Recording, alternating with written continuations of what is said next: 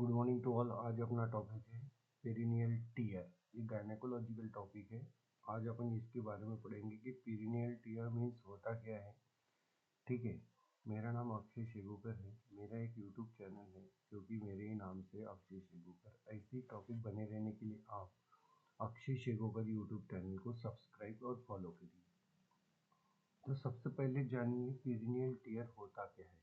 तो perennial tier जो होती है एक इंजरी होती है। कहाँ? तो पेरिनियम एरिया में। ये पेरिनियम एरिया जो वजाइना के इधर होता है उसमें इंजरी हो जाती है। इंजरी मतलब टीयरिंग हो जाती है जब वजाइनल के चाइल्ड बर्थ मतलब नॉर्मल डिलीवरी करते टाइम जो पेरिनियल एरिया होता है उसमें टीयरिंग होना चालू हो जाता है, वहाँ इंजरी हो जाती है। तो उस इंजरी और उस टीयरिंग को पेरिनियल टीयर बोलते हैं। पेरिनियल टीयर किसको बोलते हैं? जब वेजाइनल डिलीवरी या नॉर्मल डिलीवरी करते हैं उस टाइम पे जब पेरिनियल एरिया जो टीयरिंग करता है या इंजरी होता है उस इंजरी को पेरिनियल टीयर बोलता है। अभी पेरिनियल टीयर क्यों होता है, उसका क्या रीज़न है? तो मोस्टली होता है कि लार्जेस्ट बेबी जब रहते हैं उसका हेड जब लार्ज होता है तो वो निकल नहीं पाता है। ठीक है, उस टाइम पे भी पेरिनियल जो रीजन है वो फटने के चांसेस रहते हैं, मतलब टीयरिंग होने के चांसेस रहते हैं। देन है प्रोलॉन्ग लेबर। बहुत टाइम से लेबर है, बाहर नहीं आ रहा है बेबी, तब भी आप टीयरिंग कर। Then instrumental delivery. Instrumental delivery करते टाइम भी पेरिनियल टीयर होने के चांसेस है। Then first vaginal birth. सबसे पहली वेजाइनल मतलब है कि पहला बेबी अब डिलीवर कर रहे हैं तभी भी पेरिनियल टीयर होने के चांसेस है। या बेबी को शोल्डर डिस्टोसिया है तो भी पेरिनियल टीयर होने के चांसेस है।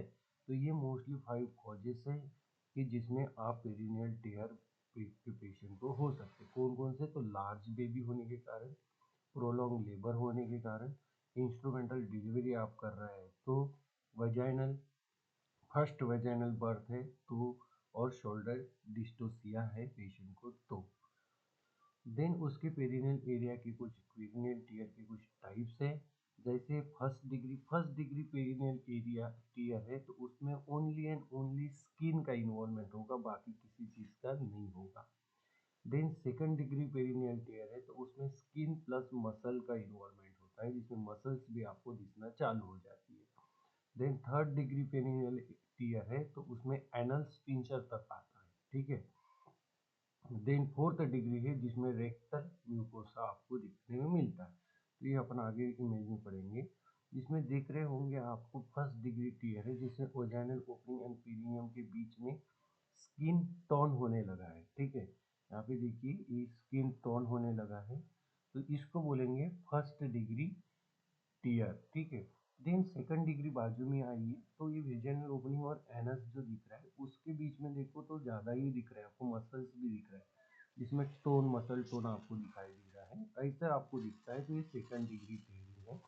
देन नीचे आएंगे तो थर्ड में आप देखेंगे तो एंटर मसल टर्न हो गया है। ठीक है, टर्न दिख रहा है इसमें थर्ड डिग्री। देन यहाँ तक आ गए तो रेक्टम टर्न तक आ गए तो आपको फोर्थ डिग्री। ये आपके इमेज से आपको समझ में आया होगा। ठीक है। देन इसके क्या साइन एंड सिम्टम्स अपन को देखने को मिलते हैं। तो सबसे पहले पेन होता है, दर्द होने लगता है वहाँ पे और स्वेलिंग आती है उस एरिया में। ठीक है। देन पेशेंट को ब्लीडिंग होने लगती है, डिफिकल्टी होती है सीटिंग में, बैठ नहीं पाती है वो अच्छे से। Then urinary discomfort. ठीक है, ये 4 साइन एंड सिम्टम्स आपको देखने को मिलते हैं। देन इसका क्या मैनेजमेंट आप कर सकते हैं, तो सिंपल मैनेजमेंट है। तो इसका मोस्टली आप सुचरिंग कर सकते हैं। ठीक है, जो एरिया आपका टीयर हो गया उस जगह आप सुचर कर सकते हैं। देन पेन रिलीविंग कोई मेडिसिन दे सकते हैं। ज़्यादा ही सीवियर टीयर्स है तो आप एंटीबायोटिक्स दे सकते हैं क्योंकि उसमें इन्फेक्शन के चांसेस ज़्यादा रहते हैं, तो इन्फेक्शन ना हो इसलिए प्रिवेंशन में अपन एंटीबायोटिक्स मैनेजमेंट में दे सकते हैं। देन और स्टूल भी वहाँ से आएगा तो उससे भी दर्द होगा, ब्लीडिंग होने के चांसेस है, उसलिए स्टूल सॉफ्टनर भी आप यूज़ कर सकते हैं। देन ऐसे देखा जाए तो first degree and second degree का मैनेजमेंट आप पेरिनियल टीयर है तो उसका मैनेजमेंट करने के लिए आपको सुचरिंग इफ नीडेड है तो ही आपको सुचरिंग यूज़ करना है, अदरवाइज आप सुचरिंग यूज़ नहीं कर सकते। Then pain relief ice pack आप दे सकते हैं। देन पेरिनियल हाइजीन आपको मेंटेन करना है फर्स्ट और सेकंड डिग्री में।